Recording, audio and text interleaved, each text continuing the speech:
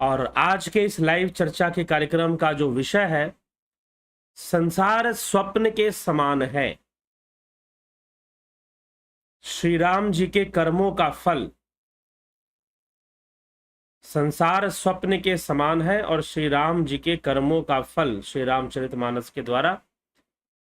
तो चर्चा तो रामचरितमानस के आधार पर ही आगे बढ़ेगी, लेकिन विचारणीय तथ्य है, आज बहुत गंभीर बातें हैं कुछ। कल जो हमने सुना मन की मंथरा, हर मन में एक मंथरा बैठी है, तो मंथरा कैकई को किस प्रकार से उस्काती है, कैकई को किस प्रकार से स्वप्न दिखाती है कि अरे तू महारानी बन जाएगी, तेरा बेटा भरत जो है राजगद्दी पर बैठेगा और उस भरत के ऊपर जो सब पर शासन करेगा, पूरी अयोध्या का जो राजा होगा, उसके ऊपर तेरा अधिकार है। राम ने और कौशल्या ने तो कपट किया है, छल किया है, इसलिए तू अपने 2 वरदान राजा से मांग ले। एक तो 14 वर्ष के लिए श्री राम जी का वनवास, और दूसरा भरत का राज्याभिषेक। कैकई मान लेती है, दशरथ आते हैं, दशरथ राजा दशरथ को पता चलता है कि उनकी पत्नी, उनकी प्रिय पत्नी कैकई कोप भवन में है। कोप भवन में जाकर राजा दशरथ कैकई से मिलते हैं, वार्तालाप करते हैं, जानने की कोशिश करते हैं कि कैकई बताओ आखिर क्या हुआ, किस कारण तुम इस कोप भवन में हो, कोप भवन में रहने के पीछे कारण क्या है, ये बताओ। राजा दशरथ जानना चाहते हैं कि क्यों कोप भवन में है। कैकई अपने बाल बिखेर कर, गोस्वामी जी कहते हैं उसके जो केश हैं वो काले नागिन के समान बिखरे हुए थे, बाल बिखेर कर बैठी हुई है कैकई, टेढ़ी नजरों से देख रही है, आंखों से मोटे मोटे आंसू बहा रही है, आंखों से मोटे मोटे आंसू बहा रही है, और राजा को विवश कर रही है वरदान देने पर। और अंत में जो दशरथ नहीं देना चाहते वो भी मांग रही है। राजा सुनकर मूर्छित होकर गिर जाते हैं, मूर्छित होकर गिर जाते हैं। भरत का राज्याभिषेक तो मान लेते हैं, लेकिन राम को वनवास क्यों? स्वयं से अपने ज्येष्ठ पुत्र श्री राम को दूर करने का मन राजा दशरथ का नहीं है। राम का वनवास क्यों? वन का माहौल वो जानते हैं, वन में कितनी असुरक्षा होती है, वन में कितना कष्ट है, वन में कितना दुख है, उसके लिए वनवास मत मांगो। ऐसा कहते हुए, कैकई से प्रार्थना करते हुए राजा मूर्छित हो जाते हैं। भगवान श्री रामचंद्र जी को थोड़ी बहुत सूचना मिलती है कि राजा दशरथ बहुत समय से कैकई देवी के महल से बाहर नहीं निकले। श्री रामचंद्र जी भी जाते हैं और पता चलता है कि वहां पर तो ऐसी घटना घट रही है, और यह रघुकुल की रीति है कि वचनों को निभाना है। अपने पिता को देखा कि भाई पिता वचन निभाने में चूक रहे हैं। 2 वचन उन्होंने दिए थे कैकई को कि 2 वरदान मैं दूंगा, लेकिन आज जब कैकई वरदान मांग रही है तो दे नहीं पा रहे। उस समय श्री रामचंद्र जी सारी बात जानकर खुद ही तैयार हो जाते हैं कि मैं वन जाने के लिए तैयार हूं, और मेरा भाई भरत राजा बनेगा, इसकी मुझे सर्वदा ही प्रसन्नता रहेगी, और यह प्रसन्नता का ही विषय है, क्योंकि वह योग्य है, तो निश्चय ही एक योग्य को ही यह गद्दी मिलेगी, इसमें मुझे तनिक भी कोई दुख नहीं है। श्री रामचंद्र जी वनवास लेने के लिए तैयार हो जाते हैं। देखते देखते पूरे अयोध्या में खबर फैलने लग जाती है, पूरे महल में खबर फैल जाती है, और महल से अयोध्या नगरी में फैलनी शुरू हो जाती है। जो इस बात को सुनता है वो ठगा हुआ सा महसूस करता है। किसी को विश्वास ही नहीं होता कि ये ऐसा कैसे हो सकता है, यह अचानक से ऐसा कैसे हो सकता है, यह अचानक से ऐसा कैसे हो सकता है। किसी को कोई मानने को तैयार ही नहीं होता, लेकिन फिर भी जब खबर सही सूत्रों से मिल रही है, राजमहल से आ रही है, तो मानना पड़ेगा कुछ तो घटना ऐसी घट रही है। ना चाहते हुए भी लोग विश्वास तो नहीं कर रहे, लेकिन फिर भी क्या करें, उनके बस में नहीं है। किसी को कुछ समझ में नहीं आ रहा कि अचानक से ये सब क्या हो गया। राम जी वनवास जाने को तैयार हो गए, और जब माता सीता को पता चला तो देवी सीता भी तैयार हो गई वन में जाने के लिए। श्री रामचंद्र जी ने कहा कि तुम्हारा अपना स्वतंत्र निर्णय हो सकता है, तुम चाहो तो ना जाओ। सीता जी ने कहा कि नहीं, मैं तो अवश्य जाऊंगी, क्योंकि आप ही मेरे पति हैं, आपके संग ही मेरे पिता ने रहने के लिए मुझे कहा है। तो अब आपके लिए जो भी है, आप महल में तो मैं महल में, आप वन में तो मैं वन में, मैं वन में। ये चलो यहां पर एक पति पत्नी का संबंध भी दिखाया जाता है, जो कि वर्तमान में शायद नहीं हो पाता। वर्तमान में कोई आज के समय में जो सही से दिखता नहीं है पति पत्नी के संबंधों में इस प्रकार का संबंध। चलिए, फिर भी सीता राम है, वो एक आदर्श है, तो सीता जी जाने के लिए तैयार हो जाती हैं, और भगवान राम और सीता जी चल पड़ते हैं। वहीं लक्ष्मण जी भी तैयार हो जाते हैं चलने के लिए कि प्रभु मैं भी जाऊंगा। चरणों पे गिर जाते हैं कि मुझे भी चलना है आपके संग, मैं आपके बिना एक पल भी नहीं रह सकता। जाकर अपनी माता सुमित्रा के पास कहते हैं कि मां, भगवान राम कहते हैं कि जाओ अपनी माता से आज्ञा लेकर आओ, तभी तो जाओगे, ऐसे कैसे जाओगे। और जब माता के पास पहुंचते हैं, माता आज्ञा तो दे देगी, लेकिन मां कहती है कि अब तो तेरे ऊपर तेरी पत्नी का भी अधिकार है, इसलिए जा, तू अपनी पत्नी से भी आज्ञा ले। और तब लक्ष्मण जी देवी उर्मिला के पास पहुंचकर उनसे भी आज्ञा लेते हैं, उनसे भी आज्ञा लेते हैं।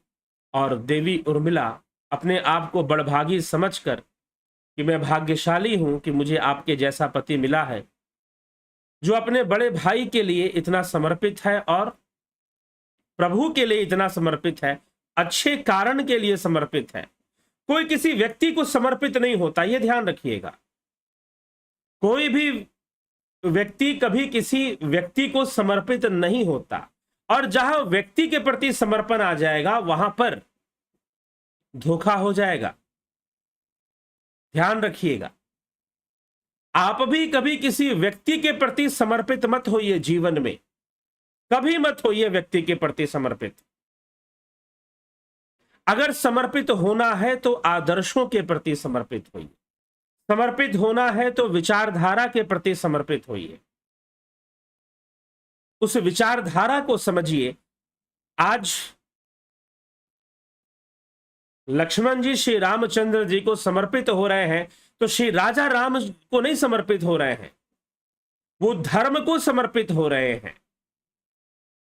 अगर श्री रामचंद्र जी को समर्पित हो रहे हैं तो उनका समर्थन कोई अंधापन वाला समर्थन नहीं है, वो धर्म को समर्थन हो रहे हैं। क्या वो बड़े भाई को समर्पित हो रहे हैं? क्या वो राजा राम को समर्पित हो रहे हैं? जी नहीं, वो एक विचारधारा को समर्पित हो रहे हैं, वो धर्म को समर्पित हो रहे हैं। अब भाई तो कोई भी हो सकता है। एक देखिए, एक लक्ष्मण है और एक राम है, और एक विभीषण है और एक रावण है। रावण भी चाहता है कि उसका छोटा भाई विभीषण जो है मेरे प्रति समर्पित हो जाए। रावण भी चाहता है कि मेरा छोटा भाई विभीषण मेरे प्रति समर्पित हो जाए। रावण भी ये चाहता है, लेकिन उसे अपने छोटे भाई का समर्पण प्राप्त नहीं होता। और यहां लक्ष्मण जी श्री राम जी के प्रति पूर्ण समर्पित है, तो ध्यान रखना, वो किसी अपने बड़े भाई को समर्पित नहीं है। लोग समाज में बहुत गलत उदाहरण प्रस्तुत करते हैं, बहुत गलत उदाहरण। पुराणों की कथा से इतना गलत उदाहरण मैं किसी दिन वीडियो ही पीछे भी कुछ वीडियो कर चुका हूं, बोलता हूं, लेकिन किसी दिन इसी विषय पर वीडियो में लेकर आऊंगा। कहीं पर लोग अपने बच्चों को उदाहरण देखें कि देखो गणेश जी ने अपने माता पिता की परिक्रमा कर ली थी और उसी को संसार मान लिया था। अरे भैया, तुम शिव पार्वती जैसे माता पिता भी तो बन जाओ पहले। अब पिता तो हिरण्यकशिपु भी था, ठीक है। तो ऐसे आप पुराणों से चोरी कर कर किसी पर थोपने का काम मत करिए, ये बंद कर दीजिए। परिस्थितियों के अनुसार परिभाषाएं बदलती हैं, हां, आदर्श और विचारधारा का महत्व होता है। परिस्थितियों के अनुसार परिभाषाएं बदल जाएंगी। विभीषण और रावण की परिस्थिति अलग है, लक्ष्मण और राम की परिस्थिति अलग है। लक्ष्मण अपने बड़े भाई को समर्पित नहीं है, ध्यान रखिएगा। लक्ष्मण किसी राजा राम को समर्पित नहीं है, लक्ष्मण एक विचारधारा को समर्पित है। लक्ष्मण का समर्पण धर्म को है, लक्ष्मण का समर्पण नीति को है, रघुकुल को है। राम यह प्रण लेकर चलते हैं कि रघुकुल रीत सदा चली आई, प्राण जाई पर वचन न जाई। लक्ष्मण उसी मर्यादा को अपना समर्पण दे रहे हैं, उस आदर्श को अपना समर्पण दे रहे हैं, उस आइडियोलॉजी को अपना समर्पण दे रहे हैं, ना कि अपने बड़े भाई को समर्पण दे रहे हैं। अगर बड़ा भाई राम जैसा है तो समर्पण होना चाहिए, लेकिन यह नहीं कि लक्ष्मण ने अपना जीवन समर्पित कर दिया था राम को, तो ये एक तुम भी वैसा ही करो, एक बड़ा भाई छोटे भाई को शिक्षा देने में लग जाए। जी नहीं, ऐसे काम नहीं चलता। समाज में ऐसे बहुत सारे गलत उदाहरण प्रस्तुत किए जाते हैं। व्यक्ति का उदाहरण नहीं लीजिए, विचारधारा को समझिए, आइडियोलॉजी को समझिए। विभीषण का समर्पण अगर रावण के प्रति नहीं था तो बहुत बढ़िया था, विभीषण का समर्पण राम के प्रति था, भले राम लंका के शत्रु बन के गए थे। विभीषण का समर्पण भी धर्म के प्रति था, विभीषण का समर्पण भी आइडियोलॉजी को था, ना कि किसी व्यक्ति को था। वैसे ही जब आप किसी गुरु के शिष्य बनते हैं तो गुरु को समर्पण किस प्रकार से करेंगे?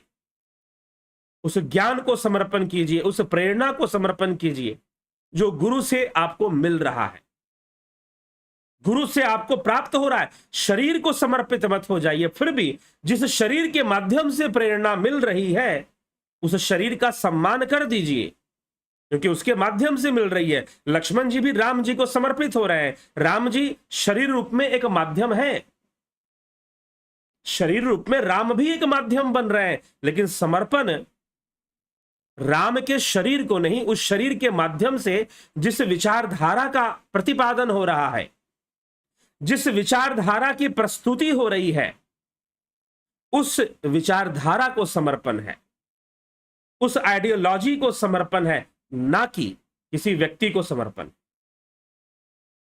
यह हमें ध्यान रखना चाहिए। वैसे ही ये शिक्षा नहीं दी जा सकती कि भाई लक्ष्मण जी ने अपने बड़े भाई को समर्पण दे दिया था, ठीक है, तो तुम भी दे दो। तो विभीषण ने तो नहीं दिया था क्योंकि उसका भाई रावण था। तो बड़ा भाई अगर राम जैसा हो तो फिर ठीक है, समर्पण करना चाहिए। तो उदाहरण प्रस्तुत करते समय ध्यान रखना चाहिए, ठीक है। सबके ऊपर वो चीज लागू हो जाएगी, फिर वैसा बन पाओगे तब तो कर पाओगे। चलिए, तो लक्ष्मण जी भी अंततः आज्ञा लेकर अपनी अर्धांगिनी उर्मिला जी से, देवी उर्मिला से आज्ञा लेकर चल पड़ते हैं वनवास की। वनवास के लिए जब निकलते हैं तो अयोध्या नगरी के लोग भी साथ में निकल जाते हैं और बहुत दूर तक कहते हैं कि साथ में चलते हैं। और फिर उसके बाद नदी पार करने के बाद लोगों का साथ छोड़ता है। एक स्थान पर नदी पार करने से पहले भगवान राम रात्रि समय विश्राम करते हैं, और जब रात को सब लोग सोए होते हैं तो मध्य रात्रि में ही वन की ओर निकल जाते हैं। नदी पार कर नाव से सब निकल जाते हैं, सुमंत मंत्री साथ में जाते, बाद में उनको भी भेज देते हैं कि आप वापस जाइए, वापस जाइए। सुमंत ऋषि को दशरथ जी ने, सुमंत मंत्री को दशरथ जी ने समझाकर भेजा था कि उसको बोलना कि 14 वर्ष का मतलब 14 दिन समझे, 14 दिन वन में बिताकर आ जाए। ऐसी मान्यता मान ले कि 14 दिन हो से 14 वर्ष हो गए, लेकिन राम जी ऐसे थे नहीं। इसमें क्या संतुष्टि मिलेगी? मन में यही बना रहेगा कि मैंने 14 वर्षों को 14 दिन में बिताकर झूठ बोल दिया, मेरी तपस्या को लोग मिथ्या मानना शुरू कर देंगे।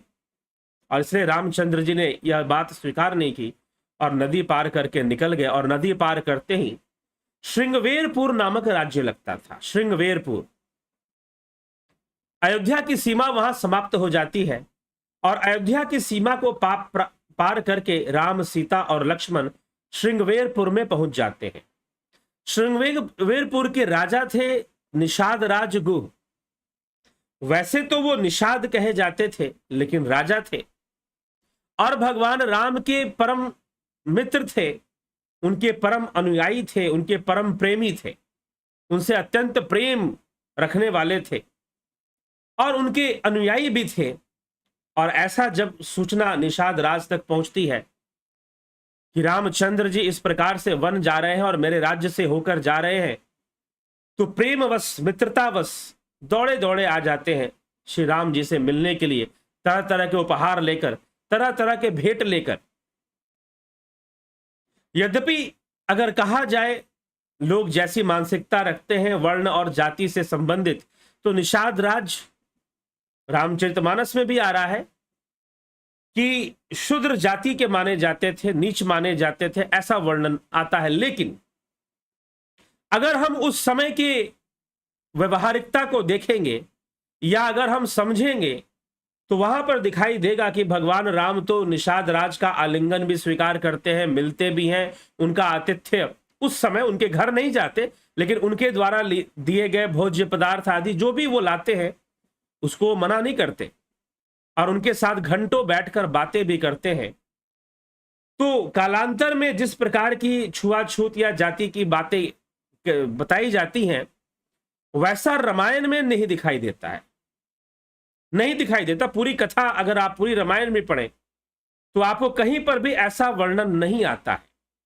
केवट को गले लगाना, शबरी के जूठे भेड़ खाना, और रही बात पूरे वनवासियों की सेना, वानर आदि जातियों की पूरी सेना खड़ी कर लेना। वानर भी एक आदिवासी जाति थी जो लगभग देखने में, जिनका चेहरा जो है वानर बंदर की तरह मिलता जुलता होता था, लेकिन वो मनुष्य होते थे। उनकी पूंछ भी होती थी और पूंछ तो मनुष्य के भी है, अनडेवलप्ड है, विकसित नहीं है। बायोलॉजी अगर आपने पढ़ी हो तो हमारे पूंछ अंग नहीं है क्या? पूंछ वाले जो अंग, जो पूंछ निकलते हैं जहां से, कमर से, वहां पर मनुष्य की भी हड्डी में बहुत छोटी सी पूंछ होती है। कभी आप स्केलेटन को देखना या एनाटॉमी, थोड़ा सा बायोलॉजी थोड़ा सा पढ़िए आप, पूंछ दिखती है, वो डेवलप नहीं, अनडेवलप्ड पूंछ है मनुष्य के पास, अनडेवलप्ड है। तो उस समय कुछ ऐसी आदिवासी जातियां थी जिनके ऐसे रूप हुआ करते थे, रंग हुआ करते थे। तो ऐसे लोगों की सेना भगवान राम ने खड़ी की। भगवान राम ने ऐसे लोगों की सेना खड़ी की, उनके घर में रहे, सुग्रीव के यहां पर रहे, उसका आतिथ्य स्वीकार किया।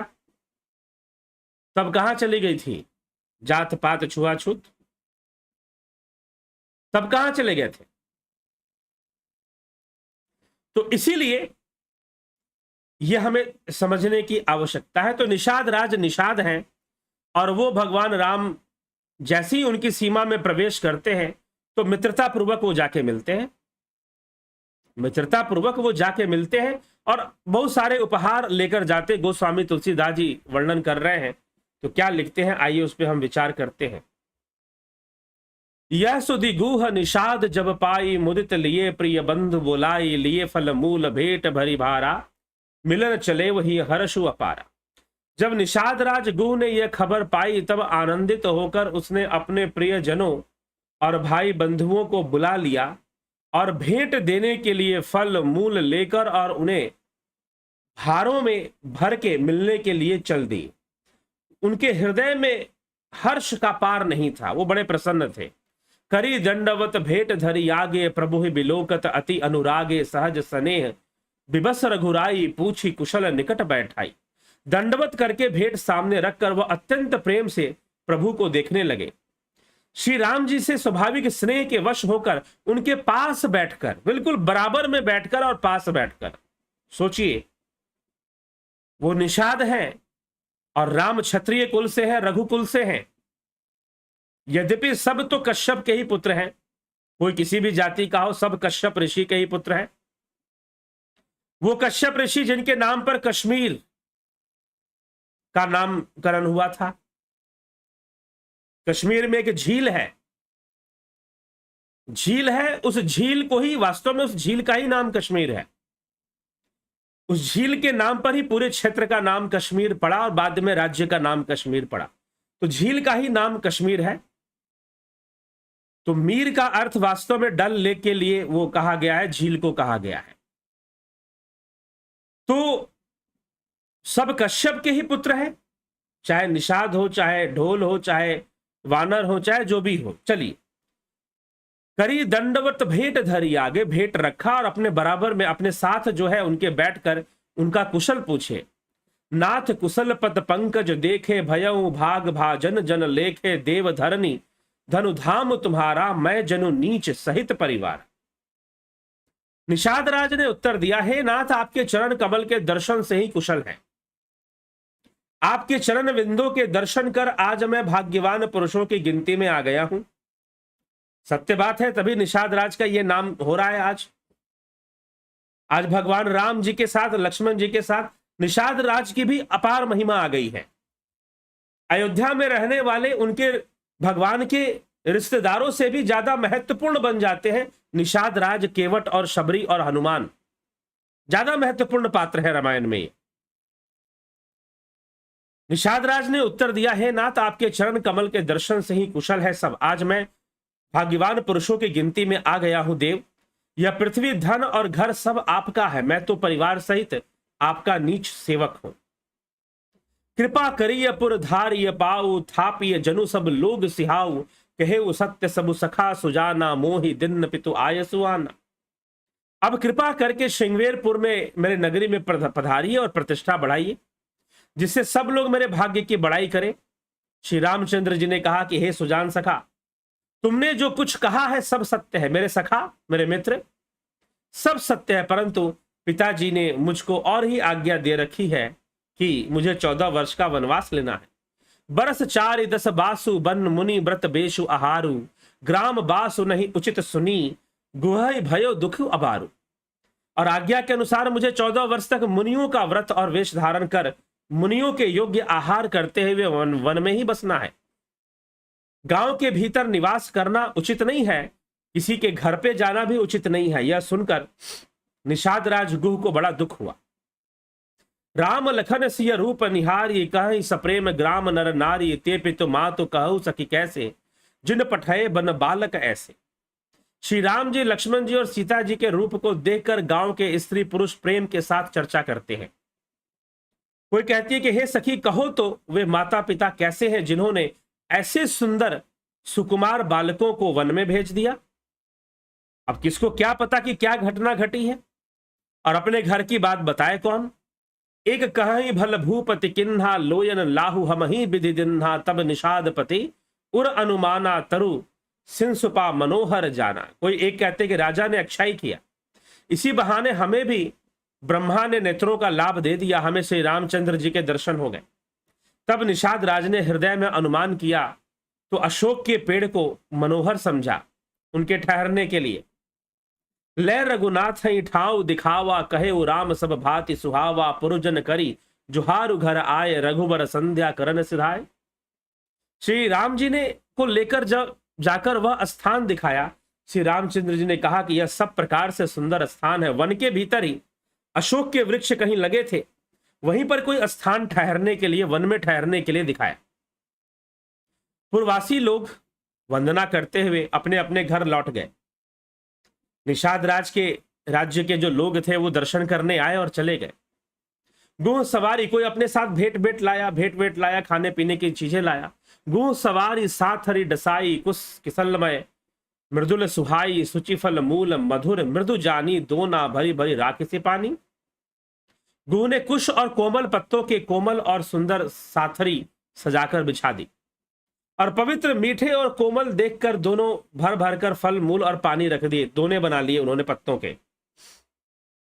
सिय सुमंत्र भ्राता सहित कंद मूल फल खाई, शयन किन्न रघुवंश मनी, पाए पलोटत भाई। सीताजी, सुमंत्र जी और भाई लक्ष्मण जी सहित कंद मूल फल खाकर रघुकुल मनीषी रामचंद्र जी लेट गए। भाई लक्ष्मण जी उनके पैर दबाने लगे। उठे लखनु प्रभु सोवत जानी, कही सचिव वही सोवन मृदुबानी, कछुक दूरी सजीबान सरासन, जागन लगे बैठी बिरासन। फिर प्रभु श्री रामचंद्र जी को सोते जानकर लक्ष्मण जी उठे और कोमल वाणी से मंत्री सुमंत्र जी को सोने के लिए कहकर वहां से कुछ दूर पर, अभी भी सुमंत्र जी हैं साथ में, दूर पर धनुष बाण से सजकर विरासन से बैठकर जागने लगे, पहरा देने लगे। लक्ष्मण जी जागकर गुह बुलाई पाहरु प्रतीति, ठाव ठाव राखे अति प्रीति, आपो लखन पही बैठे उजाई, कटी भांति सर चाप चढ़ाई। गुह ने विश्वास पात्र पहरेदार को बुलाकर अत्यंत प्रेम से जगह जगह नियुक्त कर दिया और आप कमर में तस्कर बांधकर तथा धनुष पर बाण चढ़ाकर लक्ष्मण जी के पास जाकर बैठ गए। सोवत प्रभु ही निहारी निषादु, भयो प्रेम बस हृदय विषादु, तनु पुलकित जलु लोचन बहाई, बचन सप्रेम लखन न सन कहई। प्रभु को जमीन पर सोते हुए देखकर, प्रभु को जमीन पर सोते हुए देखकर प्रेमवश निषाद राज के हृदय में विषाद उत्पन्न हो गया। प्रेम तो है प्रभु से, लेकिन एक मन में विषाद हुआ। उसका शरीर पुलकित हो गया और नेत्रों में आंसू बहने लगे। वह प्रेम सहित लक्ष्मण जी से वचन कहने लगा, भूपति भवन सुभाए सुहावा, सुरपति सदनु न पटतर पावा, मणि मैं रचित चारु चौबारे, जनु रतिपति निज हाथ सवारे। महाराज दशरथ जी का महल तो स्वभाव से ही बहुत सुंदर है। इंद्र भवन भी जिसकी समानता नहीं कर सकता है, इंद्र भवन भी जिसकी समानता नहीं कर सकता है, वैसा तो उनका सुंदर महल है। मणि में रचित चारु चौबारे, जनु रतिपति निज हाथ सवारे, कि सुंदर मनिया लगी है, रति के पति कामदेव ने अपने ही हाथों से जैसा सजाया हो वैसा सुंदर महल है। सुचि सुविचित्र सुभो गमय, सुमन सुगंध सुबास, पलंग मणि दीप जहां सब विधि सकल सुपास। जो पवित्र है, बड़े ही विलक्षण सुंदर भोग पदार्थों से उनका महल परिपूर्ण है। सुवासित है, जहां सुंदर पलंग मणियों के दीपक तथा सब प्रकार का भरा पूरा आराम है। विविध बसन उपधान तुराई, क्षीर फेन मृदु बिसद सुहाई, तहसी और राम सैन निशि करही, निजी छवि रति मनोज मधुहरही। जहां अनेकों वस्त्र तकिए और गद्दे हैं, जो दूध के फेन के समान कोमल निर्मल और सुंदर हैं। वहां श्री सीता जी और श्री रामचंद्र जी रात को सोया करते थे और अपनी शोभा से रति और कामदेव के गर्व को हरण करते थे। तेसिय रामु साथरी सोए, श्रमित बसन बिनु जाहि न जोए, मातु पिता परिजन पुरबासी, सखा सुशील दास अरुदासी। वहां श्री सीता और श्री राम जी आज घास फूस की साथरी पर थके हुए बिना वस्त्र के ही सोए हैं। ऐसी दशा में वे देखे नहीं जाते।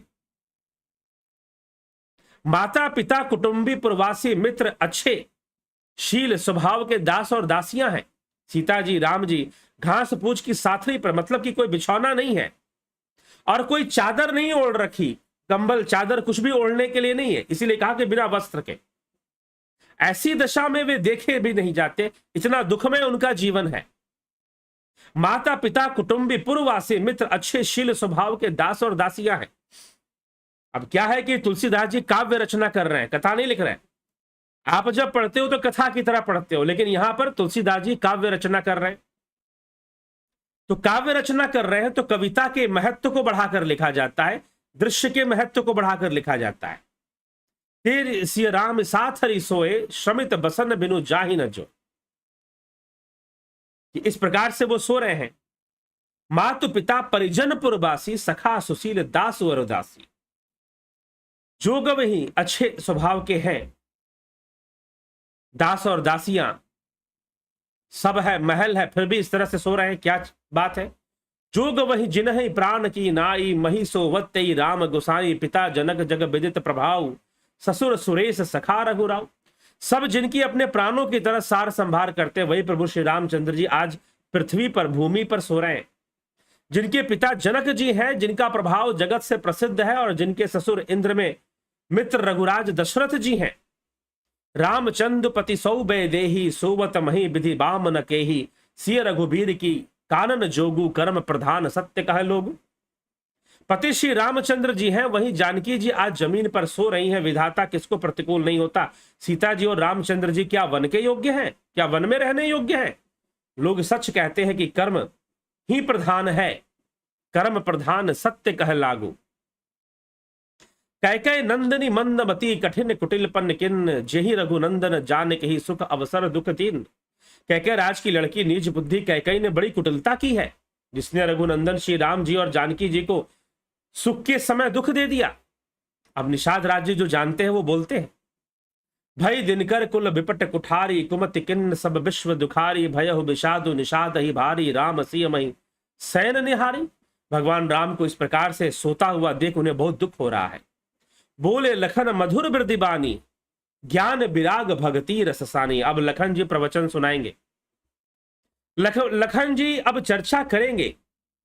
निषाद राज ने अपना दुख तो व्यक्त कर दिया, लेकिन लक्ष्मण जी अब जो सुनाने वाले हैं, जो समझाने वाले हैं, बहुत ही अद्भुत है। क्या है लक्ष्मण जी क्या कहते हैं? बोले लखन मधुर मृदुबानी, ज्ञान विराग भक्ति रससानी। लक्ष्मण जी ने मधुर वाणी बोली, ज्ञान वैराग और भक्ति से सनी हुई वाणी बोली। काहू न को सुख दुख कर दाता, निज कृत कर्म भोग सब भ्राता। कोई किसी को सुख दुख नहीं देने वाला, सब अपने ही किए हुए कर्मों का फल भोगते हैं। और रामचंद्र जी भी स्वयं कर्म कर कर अपने ही कर्मों से उपजे हुए फलों का भोग कर रहे हैं, परंतु फर्क इतना है कि वो ज्ञानी पुरुष हैं, वो तो ईश्वर कहे जाते हैं, ईश्वर हैं, ज्ञानी हैं। उन्हें कौन सा दुख, क्योंकि वो जानते हैं कि ये संसार स्वप्न के मानिंद है। और यही लक्ष्मण जी समझाते हैं, काहु न को सुख दुख कर दाता, निज कृत कर्म भोग सब भ्राता। जो जोग वियोग भोग भल मंदा, हित अनहित मध्यम भ्रम फंदा। जन्म मरण जहं लगी जग जालू, संपत्ति विपत्ति कर्म अरुकालू। संयोग मतलब मिलना, संयोग जोग विजोग भोग भल मंदा। संयोग वियोग भले बुरे का भोग, शत्रु मित्र और उदासीन, ये सभी भ्रम के फंदे हैं, ये संसार। अब यहां पर लक्ष्मण जी आदि गुरु शंकराचार्य की विचारधारा को यहां रखने वाले, आदि गुरु शंकराचार्य की विचारधारा को यहां पर रखने वाले हैं कि यह संसार भ्रम के समान है, ये सभी भ्रम के फंदे हैं। जन्म मृत्यु संपत्ति विपत्ति कर्म और काल, जहां तक जगत के जंजाल हैं। दर निधाम धनु पुर परिवारो, सर्ग नरकु जहां लगी व्यवहारो। देखिए सुने गुनीय मन माही, मोह मूल परमार्थु नाही। धरती घर धन नगर परिवार स्वर्ग और नरक आदि जहां तक व्यवहार है, यह व्यवहारिक जगत, यह व्यवहारिक जगत, जहां तक यह व्यवहार है, जो देखने सुनने में और मन के अंदर विचारने में आता है, जो इंद्रियों के द्वारा देखने सुनने और मन में विचारने में आता है, इन सब का मूल मोह अज्ञान ही है, परमार्थ नहीं है। मोह में परमार्थ नहीं होता, परमार्थ तो समाधि में होता है, ध्यान योग में परमार्थ है, साधना में परमार्थ है। सपने होई भिखारी नृप रंकु नाकपति होई, जागे लाभु न हानि कछु, तिमि प्रपंच जिय जोई। जैसे स्वप्न में राजा भिखारी हो जाए, जैसे स्वप्न में राजा भिखारी हो जाए, कंगाल स्वर्ग का इंद्र बन जाए, स्वामी बन जाए, राजा भिखारी और सपने में कंगाल जो है स्वर्ग का इंद्र बन जाए, तो जागने पर लाभ या हानि कुछ भी नहीं है। वैसे ही यह दृश्य प्रपंच को हृदय से देखना चाहिए। यह संपूर्ण दृश्य प्रपंच स्वप्न के मानिंद है, यह संपूर्ण दृश्य प्रपंच स्वप्न के समान है। जैसे स्वप्न की अवस्था में स्वप्न ही सत्य होता है, जैसे स्वप्न की अवस्था में स्वप्न ही सत्य होता है, जागने पर स्वप्न मिथ्या हो जाता है, असत्य हो जाता है, वैसे ही यह संसार, संसार की अवस्था में, जागृत अवस्था में सत्य प्रतीत हो रहा है, परंतु है नहीं। व्यवहारिकता में यह सत्य प्रतीत हो रहा है, इसीलिए संसार का सत्य माना है आदि गुरु शंकराचार्य ने व्यवहारिकता में। यहां पर अद्वैत सिद्धांत को गोस्वामी तुलसीदास जी प्रस्तुत कर रहे हैं। किस दृश्य प्रपंच को हृदय से देखना चाहिए। यह दृश्य प्रपंच है, अस विचार नहीं कीजिए रोसु, काहु बदी ना देई दोसु, मोह निशा सब सोव निहारा, देखिए सपन अनेक प्रकारा। ऐसा विचार कर क्रोध नहीं करना चाहिए और ना किसी को व्यर्थ दोष ही देना चाहिए। सब लोग मोह रूपी रात्रि में सोने वाले हैं और सोते हुए उन्हें अनेकों प्रकार के स्वप्न दिखाई देते हैं, सबको दिखाई देता है, और स्वप्न की अवस्था में स्वप्न ही सत्य होता है। ठीक, ये सब जानते हैं कि स्वप्न की अवस्था में स्वप्न ही सत्य होता है। लेकिन जैसे ही आप नींद से उठ जाते हैं, जाग जाते हैं, बिन जागे दुख दूर ना होई, जो सपने सिर काटे कोई, स्वप्न में आपका कोई सिर काट रहा, वैसे ही ये संपूर्ण संसार है। लेकिन इस संपूर्ण संसार का कर्म बंधन है, इसकी भी एक व्यवस्था है। कर्म बंधन इसकी व्यवस्था है।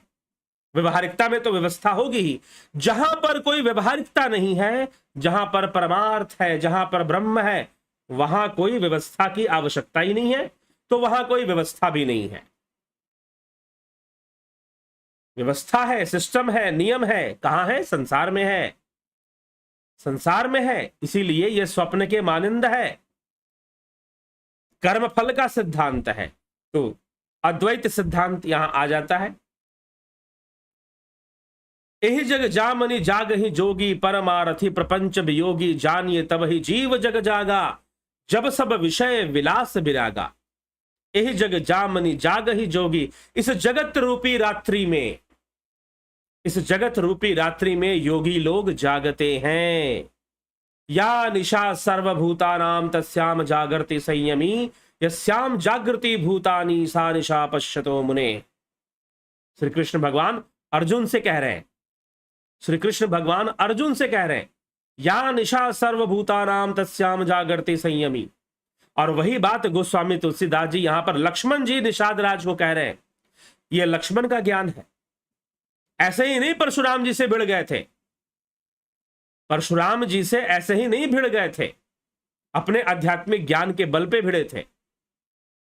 एहि जग जामनि जाग ही जोगी, परमारथी प्रपंच वियोगी, जानिए तब ही जीव जग जागा, जब सब विषय विलास विरागा। जागा हुआ कौन है? जागा हुआ कौन है? लक्ष्मण जी बता रहे हैं, इस जगत रूपी रात्रि में योगी लोग जागते हैं। जो परमार्थी हैं और प्रपंच से छूटे हुए हैं, माया से छूटे हुए हैं, जगत में जीव को जागा हुआ तभी जानना चाहिए जब वो माया से छूटा हुआ हो। इस संसार में जागा हुआ कौन है? नहीं तो सब सोए हुए हैं। Everyone is sleeping, only yogis आत्मज्ञानीज आर अवेकिंग। वो जागे हुए हैं, उनका जागृति हो रही है, वो जगे हुए हैं। लेकिन संसार सोया हुआ है, जगत रूपी रात्रि में, माया रूपी रात्रि में सोया हुआ है। यही बात भगवान कृष्ण अर्जुन को समझाते हैं। या निशा सर्वभूता नाम तस्याम जागृति संयमी, यस्याम जागृति भूतानि सा निशा पश्यतो मुने। इस जगत रूपी रात्रि में योगी लोग जागते हैं, जो परमार्थी हैं और प्रपंच से छूटे हुए हैं। जगत में जीव को जागा हुआ तभी जानना चाहिए तो संपूर्ण भोग विलासों से वैराग्य हो जाए। होय विवेक मोह भ्रम भागा, तब रघुनाथ चरण अनुरागा, सखा परम परमार्थु एहु, मन कर्म बचन राम पद नेहु। विवेक होने पर मोह रूपी भ्रम भाग जाता है, तब अज्ञान का नाश होने पर श्री रघुनाथ जी के चरणों में प्रेम होता है। हे सखा, मन वचन और कर्म से श्री राम के चरणों में प्रेम होना, यह परमार्थ से ही संभव है। राम ब्रह्म परमार्थ रूपा, अविगत अलख अनादि अनूपा, सकल विकार रहित गत भेदा, कही नित नेत निरूप ही वेदा। यहां पर राम को प्रायवाची समझिए ब्रह्म का। श्री राम जी परमार्थ स्वरूप पर ब्रह्म को ही श्री राम कहा जाता है। वे अविगत, सर्वव्यापी, अलख, अनादि, अनुपम, सब विकारों से रहित है। भेद शून्य है, उनमें कोई भेद नहीं है।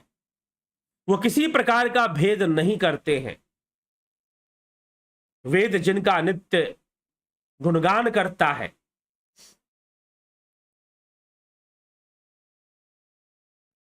ठीक है। तो इस प्रकार से लक्ष्मण जी प्रवचन माया के बारे में, कर्म के बारे में, स्वप्न के बारे में सब समझा देते हैं, सब बता देते हैं। तो जिज्ञासुओं, तो बहुत सुंदर प्रसंग और आज होलिका दहन है, परसों होली का महापर्व है। तो होलिका दहन भक्त प्रहलाद के स्मरण में मनाया जाता है कि भक्त प्रहलाद की रक्षा हेतु भगवान का आवेश अवतार हुआ था। आवेश अवतार यह प्रहलाद की भक्ति की शक्ति थी। इसलिए भरोसा भक्ति का करोगे तो ज्यादा अच्छा रहेगा। भक्ति करोगे तो जरूर हो जाएगा, नहीं तो कहां से होगा। तो उस स्मरण में हम आज करते हैं धर्म की विजय हुई, जहां पर उसके पिता हिरण्यकशिपु ने उसको मारने के लिए, अपने पुत्र को मारने के लिए, क्योंकि वो उनको भगवान नहीं मानता था, हिरण्यकशिपु को। तो फिर वो उसको मारने के लिए अपनी ही बहन, जिसको ब्रह्मा का वरदान मिला था कि वो कभी जलेगी नहीं, उसकी गोद में बिठा देता है और आग लगा देता है, चिता पे बिठा देता है और चिता पे आग लगा देता है। लेकिन वरदान झूठा साबित होता है। वरदान झूठा नहीं साबित होता, वरदान इसलिए नहीं दिया गया था कि तुम किसी का अहित करोगी।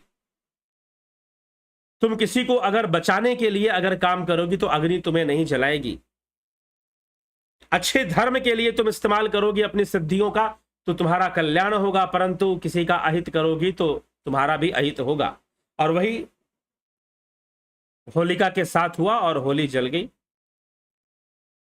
प्रहलाद बच गए। तो वास्तव में धर्म की विजय है, अधर्म का विनाश है, ऐसा प्रतीक लिया जाता है। चलिए, होली का पर्व है, अभी आएंगे, होली के पर्व के ऊपर भी चर्चा करेंगे। बहुत सारे ऐसे विषय हैं। तो होली का पर्व मनाएं, लेकिन होली का पर्व होली की तरह मनाएं। कैसे होली का पर्व मनाना चाहिए, कल के विचार में लेते हैं। कल और भी कुछ अलग हटके कुछ विचार आएंगे। अभी कुछ दिनों में आपको कुछ अलग हटके, क्योंकि कई लोगों ने को बहुत ही गंभीर प्रश्न किए, तो उन गंभीर प्रश्नों पर भी उत्तर देने होते हैं, तो उसके ऊपर भी कुछ विचार आएंगे। और रामचरितमानस का जो प्रसंग है, भगवान चले गए, निषाद राज से मिल लिए, बहुत सुंदर प्रसंग, बहुत सुंदर प्रवचन लक्ष्मण जी ने सुनाया आज इस संसार के विषय में, इस माया के विषय में, कि जीवन स्वप्न के मानिंद है। वास्तव में जो जोगी है वो जागा हुआ है। राम जागे हुए हैं, लक्ष्मण जागे हुए हैं, निषाद राज जागे हुए हैं, लेकिन सब सोए हुए हैं। इसलिए आप जागे हुए हो या सोए हुए हो, अपने आप को देख लो। आप जागे हुए हो या सोए हुए हो, अपने आप से पूछो, कहीं सोए तो नहीं हुए। जाग जाओ, इस माया की निद्रा में मत सोवो, जगत की निद्रा में मत सोवो, जाग जाओ। राम जगे हुए हैं, लक्ष्मण भी जगे हुए हैं। जागने का मतलब यह नहीं कि रात भर सोना नहीं है। या निशा सर्वभूतानाम तस्याम जागृति संयमी यस्याम जागृति भूतानि सा निशा पश्यतो मुने।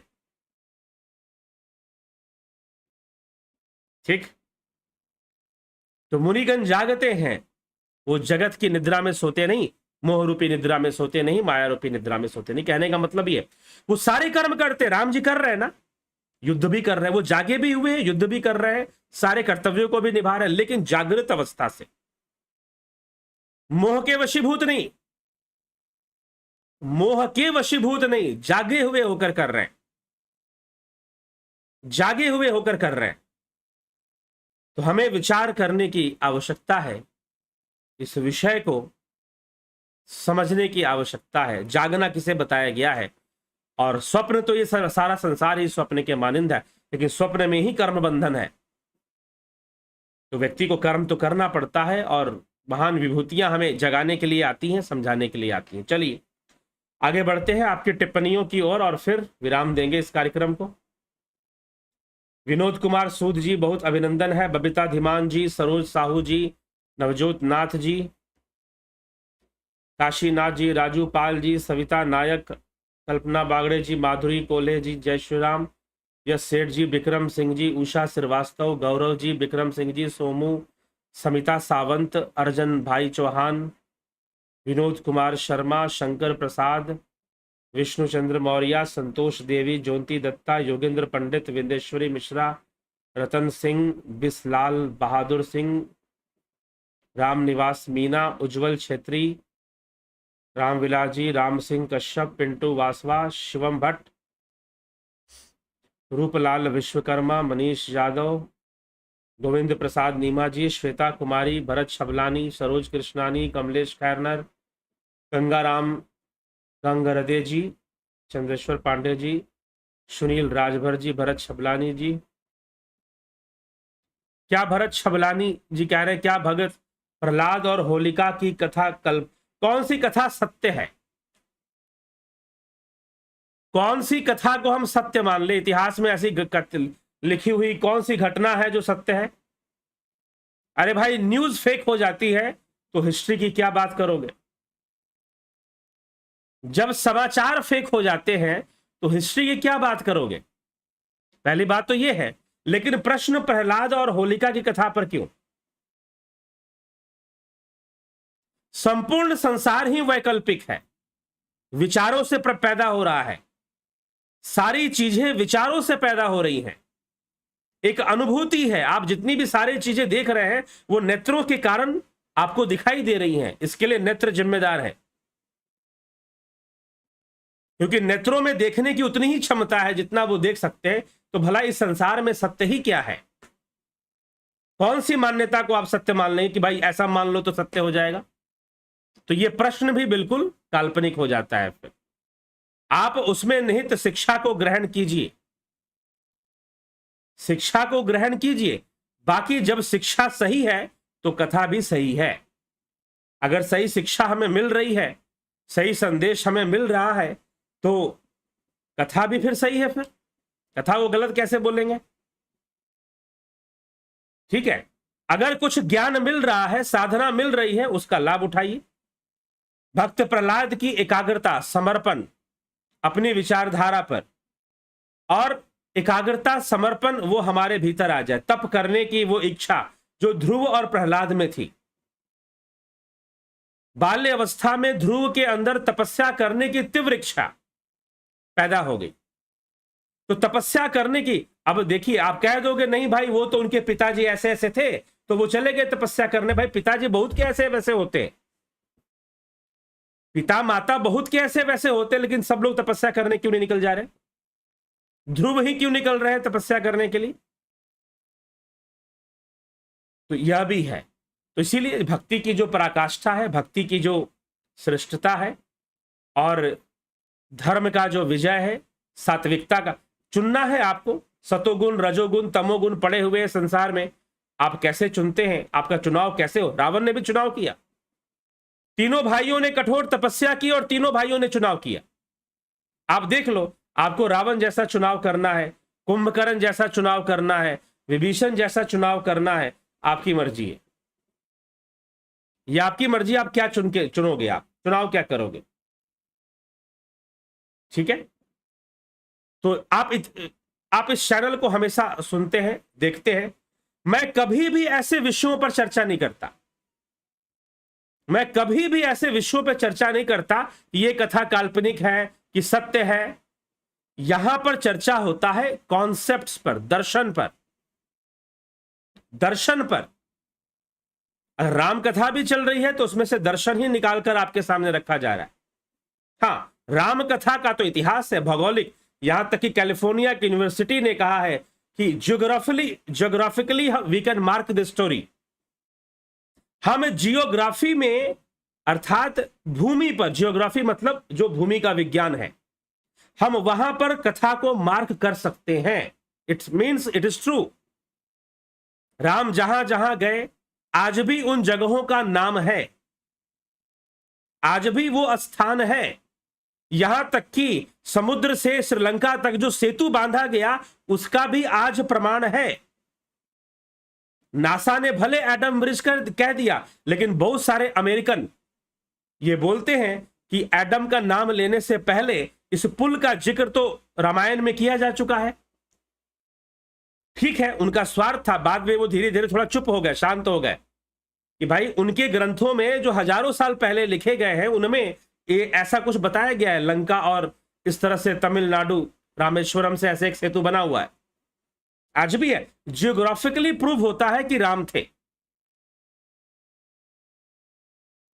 ठीक है, तो प्रहलाद भी थे और हिरण्याक्ष भी था और हिरण्यकशिपु भी थे।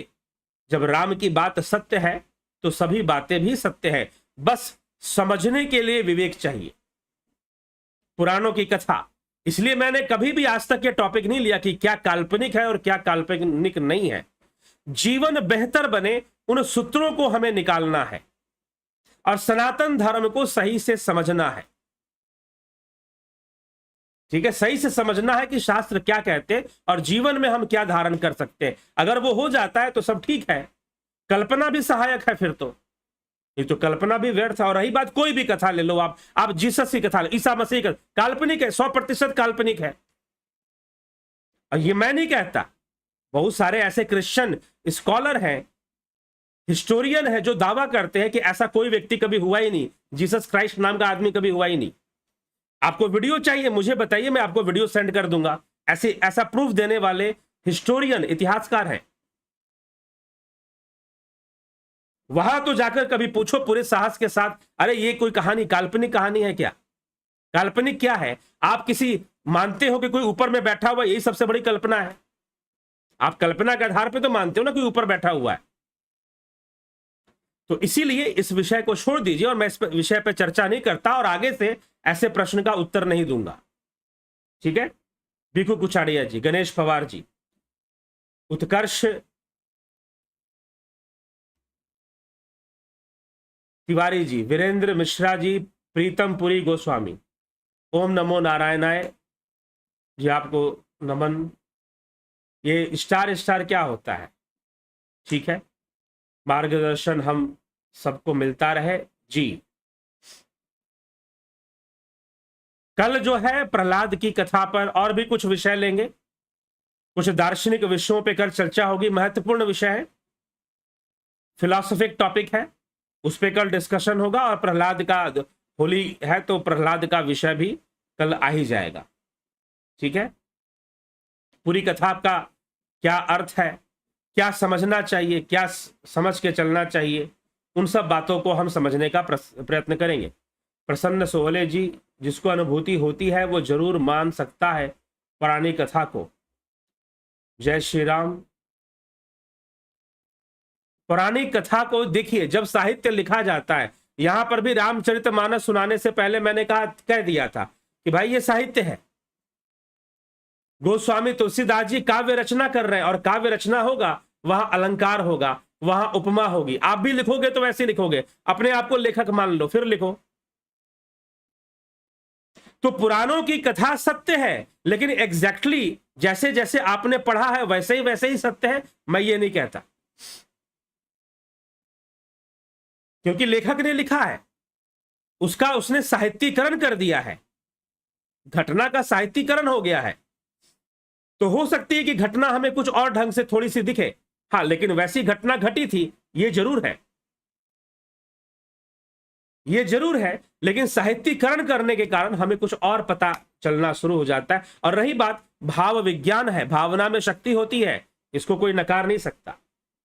बड़े से बड़े मिरेकल, बड़े से बड़े जो चमत्कार हुए हैं वो भाव शक्ति से हुए हैं, भाव शक्ति का परिणाम होता है। और भक्त प्रहलाद की भाव शक्ति थी कि वहां पर नरसिंह अवतार हुआ और हिरण्यकशिपु का वध हुआ। इसमें कल्पना वाली बात नहीं है। अगर इसको समझना है तो पतंजलि का योग सूत्र समझिए। इसीलिए मैं कहता हूं, अगर दर्शन समझ में आता है, यदि षड दर्शन समझ में आता है, तो पुराणों की कथा समझने में समस्या नहीं होगी। यदि षड दर्शन समझ में आता है, अगर महर्षि पतंजलि ने जो एकाग्रता का विज्ञान समझाया है कि आप अपने कंसंट्रेशन को इतने हायर लेवल पर ले जाते हैं जहां पर आप इंद्रियों की सीमा क्रॉस कर जाते हैं और फिर वहां पर बहुत कुछ होता है, वही विभूति पाद में महर्षि पतंजलि ने लिखा है, वही विभूति पाद में महर्षि पतंजलि ने बताया है, समझाया है। वो एकाग्रता का विज्ञान है, वह ध्यान योग का विज्ञान है, वह अष्टांग योग का विज्ञान है। तो खंबा फाड़कर नरसिंह भगवान प्रकट हुए थे कि नहीं हुए थे? प्रहलाद एक सिद्ध भक्त है, साधारण भक्त नहीं है। उसने अपनी एकाग्रता को, उसने अपने भजन को सिद्ध कर लिया है। और जब सिद्ध कर लिया है तो क्यों नहीं प्रकट हो सकते? फिर आपको उसी के अनुसार मानना पड़ेगा जो विभूतिपाद में महर्षि पतंजलि समझा रहे। ठीक है, तो काल्पनिक फिर उसे नहीं कह सकते। इसीलिए अगर दार्शनिक व्यू पहले हमारे पास है तो पुराणों की कथा थोड़ी समझ में आएगी, नहीं तो काल्पनिक लगेगी फिर। और रही बात कथा, दूसरा कथा का लेखन, लिखने के बाद कथा वही है, घटना वही है, लेकिन फिर भी जब आप किताब पढ़ोगे, उस घटना को जब आप पुस्तक में पढ़ोगे लेखक के द्वारा लिखने के बाद, तो उसमें फर्क तो आ जाएगा। तो कुछ ना कुछ लेखक महोदय अपनी विचारधारा के अनुसार शब्दों का जोड़ तोड़ कर लेंगे, और कुछ जो है लेखक महोदय उस दृश्य को और अच्छा बताने के चक्कर में और अच्छे से दिखाने के चक्कर में पाठक को वो कुछ शब्दों का प्रयोग करेंगे। तो वहां पर भी हो सकता है कि हम समझना कुछ और, समझने कुछ और लग जाए, यह भी हो सकता है। इसीलिए काव्य रचना तुलसीदास जी की है। लोग तुलसीदास जी ने ये लिख दिया, तुलसीदास, अरे भाई प्रसंग पढ़ो, प्रसंगों में सारी बात है, प्रसंगों में ही सारी बात है। तो ये सारी चीजें समझना पड़ेगा। श्री गुफ चावड़ा जी, कबीर साहेब भगवान है, भगवान का अर्थ क्या होता है ये बता दीजिए। जैसे कोई व्यक्ति रूपवान होता है, जैसे कोई व्यक्ति धनवान होता है, कोई धन से संपन्न तो धनवान, कोई रूप से संपन्न तो रूपवान, भाई साहब श्रीगुप्त छावड़ा जी वैसे ही भगवान होता है। जो भगों से संपन्न है वो भगवान है, बाकी भग किसे कहते ढूंढिए। यहां लिखने के पहले कि कबीर साहब भगवान हैं, आपको पहले रिसर्च करना चाहिए था ग्रामर के ऊपर, संस्कृत भाषा के ऊपर, कि भगवान कहते किसको हैं। Lack of linguistic knowledge. इसीलिए बर्कले का नाम सुना है आपने, पाश्चात्य दार्शनिक बर्कले, विटजेस्टाइन का नाम सुना है आपने? कभी विटजेस्टाइन को पढ़िए, कभी बर्कले को पढ़िए, वेस्टर्न फिलॉसफी में जाके पढ़िए थोड़ा सा। लैंग्वेज के ऊपर उन्होंने फिलॉसफी दी थी, लैंग्वेज के ऊपर। Correct your language, what are you writing and what is the meaning of word. आप अगर कबीर साहब को भगवान कह रहे हो तो क्या सोच के कह रहे हो? क्या आप भगवान का सही सही अर्थ जानते हो? ये जो शब्द आजकल जो संगठन और संस्थाएं बनी हुई है, कोई शिव बाबा बोलेगा, शिव बाबा है। अरे शिव का क्या अर्थ होता है? शिव शब्द कहां से ले आए? पुराणों से ही तो लिया है ना। सबसे पहले तुमने शिव शब्द निकाला था कि पुराणों और शास्त्रों में पहले लिखा हुआ है? तो ये संगठन संस्थाएं यही काम करती हैं और आपको कुछ करना नहीं है। इसीलिए ये चैनल है, आप सही सही फैक्ट्स को जानिए। धर्म के विषय में जो फैक्ट्स मौजूद है वो लोगों को नहीं पता। भेड़ चाल है, भेड़ चाल है, और भेड़ चाल का परिणाम बहुत बुरा होता है। भेड़ चाल का जो परिणाम होता है वो बहुत बुरा होता है। इसलिए भेड़ चाल में मत चलिए, जानिए, समझिए। भगवान इज नॉट गॉड, भगवान इज नॉट अल्लाह, भगवान इज ए डिफरेंट थिंग। ठीक, भगवान किसे कहा गया? जैसे आप रूपवान हैं, जैसे आप धनवान हैं, वैसे ही भगवान होते हैं। इसलिए ऋषियों को भी भगवान कहा गया है। उपनिषद में पिपलाद ऋषि को, प्रश्नोपनिषद, पिपलाद ऋषि को उनके शिष्य भगवान कहते हैं, भगवान कहते हैं। तो शब्दों का प्रयोग, किसी को घोषणा करने में बड़ा आनंद आता है। कुएं का मेंढक बन जाना। हमारे गुरुजी ये कहते हैं हम झंडा उठाएंगे, हम नारा लगाएंगे। नारेबाजी का माहौल है, और नारा लगाना भेड़ों का काम होता है, सियारों का काम होता है। एक सियार हुआ हुआ करेगा, सारे हुआ हुआ करेंगे। पता है नहीं कुछ, मुझे सब कुछ पता है ऐसा भी नहीं है। लेकिन सामाजिक जो आज का माहौल है, मुझे जो थोड़ा पता है वो बता रहा हूं। लेकिन फिर भी जिन विषयों पे पता है, इसीलिए कई लोग मुझसे कहते हैं कि आप इस विषय पे बोलिए, आप उस विषय पे बोलिए, आप ये सुनाइए। मैं नहीं, एक महानुभाव आ गए कि आप पॉलिटिक्स से रिलेट कर कर सारी बातें बोलिए। मैं जो बोल सकता हूं और जो मेरा अध्ययन साधना है, मैं वही बोलूंगा। दूसरा क्यों बोलूंगा भाई? आपको अगर लगता है कि इस विषय पे बोलना चाहिए तो आप जाके बोल लीजिए, ठीक है? तो ये समझना है। और अपने विषय से ही ये चीजें चलेगी। इसलिए जो फैक्ट्स हैं, जो रिलीजियस धार्मिक फैक्ट्स हैं, जो धर्म के विषय में जो बातें हैं, उनको सही तरीके से जानना चाहिए, समझना चाहिए। ये गुरुओं के चक्कर में, मैं ये नहीं कहता कि हर गुरु गलत है या हर गुरु कोई गलत रास्ता दिखा रहा है, लेकिन जो टर्मिनोलॉजी है वो बहुत खतरनाक हो गई है, वो बहुत खतरनाक हो गई है। इसीलिए अभी पीछे कोई गुरुजी अली मौला कर रहे थे, तो मैंने आज भी बोल रहा हूं, पहले भी बोला था, करो, अच्छी बात है, अली मौला करना बुरी बात नहीं, लेकिन who is Ali and who is मौला आपको जानना चाहिए। करने के पहले आपको करने के पहले यह जानना चाहिए कि who is Ali and who is मौला, बस इतना ही काफी है। मैं अली मौला का विरोध नहीं कर रहा, लेकिन यह बता रहा हूं कि अगर आप शिवरात्रि के दिन अली मौला कर रहे हैं तो please explain who is Ali and who is मौला। लोगों को यह भी तो पता चलना चाहिए, तो आप करिए तो अच्छा लगता है। अगर आप नहीं बता सकते कि who is Ali and who is मौला, अगर आप नहीं बता सकते तो मत करिए, फिर क्यों कर रहे हैं फिर। वैसे ही कबीर साहिब भगवान थे, मान लो। मैं तो कहता हूं शिगुप्त छावड़ा जी ही भगवान है। जो शिगुप्त छावड़ा नाम से व्यक्ति, यही भगवान है। मैं आप ही को भगवान करता हूं, प्रणाम करता हूं।